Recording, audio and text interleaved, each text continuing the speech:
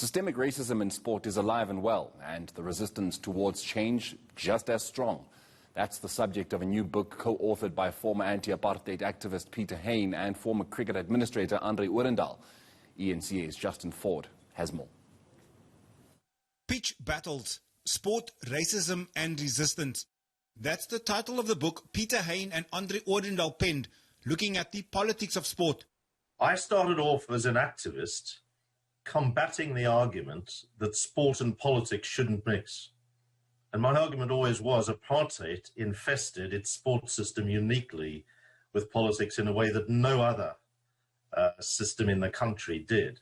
In a broader sense, I don't think sport can be divorced from politics any more than life can be divorced from politics. The Black Lives Matter movement around the world found its way into sport and has given voice to the former voiceless. We're talking about 500 years of systemic violence, that these ideas of discrimination and exclusion systemically have developed. And in our country, particularly in the last 200 years, since sport took on its modern form. So it's a good time in new languages and new contexts with young people asking questions to revisit where we are and what we can learn from these struggles that went before, because we mustn't reinvent the wheel, but learn from the past.